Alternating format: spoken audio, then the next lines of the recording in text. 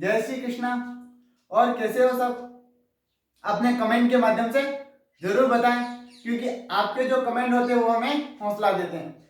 जैसा कि हम चल रहे थे अपनी क्लासों के साथ, पहला पार्ट हड़प्पा और दूसरा पार्ट मौर्य प्रशासन के बारे में हम पढ़ रहे थे। तो मौर्य प्रशासन के बारे में आज हम ये अपनी अंतिम क्लास होगी और दूसरे पार्ट को हम समाप्त करेंगे, फिर तीसरे पार्ट की तरफ अग्रसर होंगे। तो कल से हम यानी कि नेक्स्ट टाइम जब भी क्लास होगी अपनी, तब हम तीसरे पार्ट के बारे में पढ़ेंगे। तो दूसरे पार्ट की आज अपनी अंतिम क्लास है। अगर आपको पूरे पार्ट की क्रमबद्ध तरीके से क्लासें देखनी है तो आप प्लेलिस्ट में जाके एक बार प्लेलिस्ट का अवलोकन जरूर करें, ताकि आपको ये सारी जानकारी अच्छे से समझ में आ सके। तो देखिए, मौर्यकालीन नगर प्रशासन की जानकारी यह हमें जो प्राप्त होती है वो प्राप्त होती है कौटिल्य के अर्थशास्त्र से तथा मेगस्थनीज के इंडिका से। मेगस्थनीज कौन था ये आप अच्छे से जानते हैं। मैंने पहले भी बताया था कि ये सेल्यूकस का दरबारी था तथा हेलेना के साथ ये मौर्यकालीन दरबार में आया था। उल्लेख की बात करें तो इसका उल्लेख इंडिका से प्राप्त होता है और इंडिका के अनुसार पाटलिपुत्र को मेगस्थनीज ने पोलियोब्रोथा कहा है। क्या कहा है? पोलियोब्रोथा कहा है। और समितियों की बात करें कि प्रशासन कितनी समितियों में इसकी देखरेख होती थी, तो यह पूरा प्रशासन है वो उसके अनुसार 6 समितियों में इन्होंने विभाजित कर रखा था। और 6 समितियां कौन सी थी? उद्योग समिति उद्योगों की देखरेख करती थी, विदेशी देखरेख समिति विदेशी मामलों का देखरेख करती थी, जनगणना समिति यह जनगणना समिति यानी हम कह सकते हैं कि पहली बार किसी ने जनगणना करवाई थी या किसके शासनकाल में हुई थी, तो मौर्य काल में जनगणना हुई थी। यह जन्म और मृत्यु का पंजीकरण का काम करती थी। उसके बाद आती व्यापार वाणिज्य समिति, विक्रय समिति, बिक्री कर समिति यानी कर का देखरेख का काम बिक्री कर समिति करती थी। यह 6 समितियों में विभाजन था और 6 समितियों में हर समिति में 5 लोग हुआ करते थे। यानी इन समितियों के अंदर कुल कितने लोग कार्यरत थे? तो 30 लोग कार्यरत थे। बात करें जनगणना की तो सर्वप्रथम जनगणना मौर्य काल में हुई थी और इसकी जानकारी में कौटिल्य के अर्थशास्त्र से प्राप्त होती है। तो मौर्य काल में सर्वप्रथम जनगणना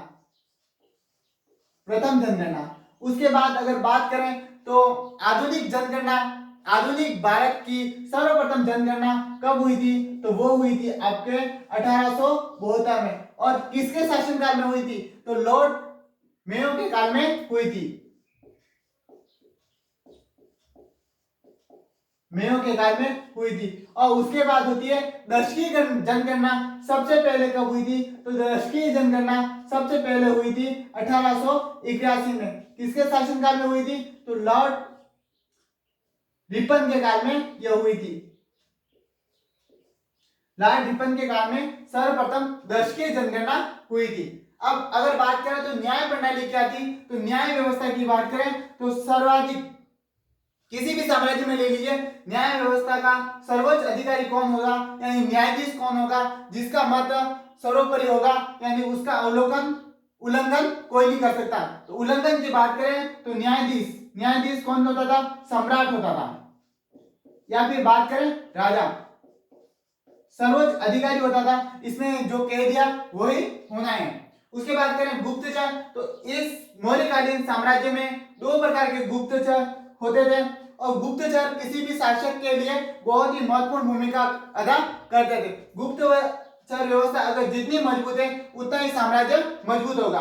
तो एक ही संस्था यानी कि एक ही स्थान पर रहकर ये लोग क्या करते थे? गुप्तचरी का काम करते थे। यानी कोई राजा के खिलाफ षड्यंत्र हो रहा है तो उसकी जानकारी सर्वप्रथम राजा को दे दी जाती थी। एक होते थे भ्रमणशील यानी कि एक स्थान से दूसरे स्थान पर भ्रमण करते रहते थे, घूमते रहते थे। और फिर अगर इनको कोई कहीं षड्यंत्र हो रहा है या कोई ऐसी जानकारी मालूम चलती थी यानी कि राजा के अहित होगा, तो वो जानकारी सबसे पहले राजा को सौंप दी जाती थी।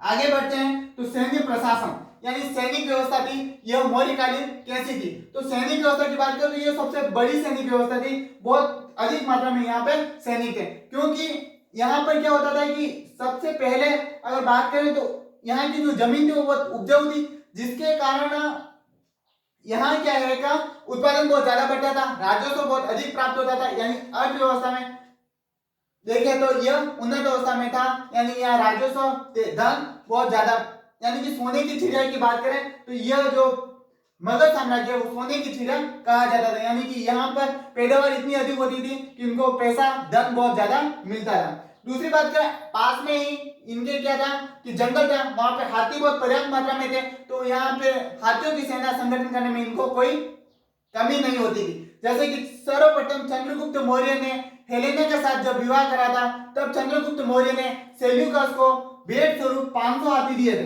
तो यही है कि इनके आसपास जो जंगल थे वहां पे हाथी बहुत पर्याप्त मात्रा में पाए जाते थे। तीसरा अगर बात करें तो इनके पास जो जंगल थे वहां पे लोहे की खदानें पर्याप्त मात्रा में थी, जिसके कारण लोहा इतना अधिक मात्रा में निकलता था कि अस्त्र शस्त्र का निर्माण किया जाता था, वो इनका बहुत बढ़िया तरीके से हो जाता था, जिसके कारण सैनिक प्रशासन था, सैनिक व्यवस्था थी जो बहुत मजबूत सैनिक व्यवस्था थी। अब इतनी बड़ी सैनिक व्यवस्था है तो उसकी देखरेख के लिए एक अकेला एक समिति तो उसका गठन या फिर निर्माण या फिर पूरी जानकारी नहीं रख सकती। तो इसने क्या करा था, इंडिका के अनुसार अगर बात करें तो 6 समितियों में विभाजित कर लिया था। पहली कौन सी थी, पैदल सैनिक यानी जो पैदल सैनिक थे उनके देखरेख का काम करते थे, उनकी कोई आवश्यकता है या फिर उनको कोई जरूरत है तो वो पूरा करने का काम करती थी। दूसरी सैनिक समिति की बात करें वो थी अश्व सेना समिति, यानी कि घोड़ों की देखरेख, घोड़े कम है ज्यादा है, सेना को कितने चाहिए, किस प्रकार से चाहिए, तो अश्व सेना समिति का अलग से गठन किया गया था। उसके बाद बात करें तो रथ सेना समिति, रथ के लिए पूरी सेना समिति अलग थी। गज सेना समिति, नौ सेना समिति, यातायात, पांचवी कौन सी थी, नौ सेना समिति, और छठी है यातायात या रसद समिति, यानी कि यातायात की देखरेख करती थी तथा खाने पीने अस्त्र शस्त्र का कहीं आपूर्ति करनी है, किसको कमी है, किसको देना है, ये सारा काम ये देखती थी। तो इतनी बड़ी सेना के लिए एक इतिहासकार हुए जस्टिस ने क्या कहा है कि जस्टिस ने मौर्यकालीन सेना के लिए चोरों का समूह के शब्द से उच्चारण करा, और जस्टिस ने कहा है कि ये चोरों का समूह यानी कि लुटेरी सेना है पूरी तरह से। ये क्या करती है, लूट कर साम्राज्य को अंदर धन की बढ़ोतरी कर रही है, यानी एक प्रकार से ये सारे लुटेरे हैं। ये किसने कहा है, जस्टिस इतिहासकार ने कहा है। तो कैसी लगी आपको ये क्लास, आप जरूर बताएं, तथा एक बात हमेशा ध्यान रखिए कि कामयाबी एक दिन में नहीं मिलती, क्योंकि उसके लिए निरंतर संघर्ष करना रहता है। मैं आपको एक छोटी सी बात बताता हूँ कि जो एक मजदूर होता है, हमारे आसपास हम देखते हैं मकानों का काम चलता है तो मजदूर लोग पत्थरों का काम करते हैं। तो आपने भी देखा होगा, मैंने भी देखा है, जब बहुत बड़ा पत्थर होता है तो मजदूर क्या करता है, उस पर चोट लगाता है। पहली चोट लगाता है कोई असर होता नहीं, दूसरी चोट लगाता है परंतु फिर भी कोई असर होता नहीं, परंतु वो जो पत्थर होता है वो अंदर से टूट जाता है पूरी तरह से। फिर वो चोट करता है, तब एक समय ऐसा आता है जब पत्थर के टुकड़े टुकड़े हो जाते हैं। तो हमेशा निरंतर कार्य करते रहिए, निरंतर पढ़ते रहिए, हमें एक दिन सफलता जरूर मिलेगी। इसी के साथ धन्यवाद।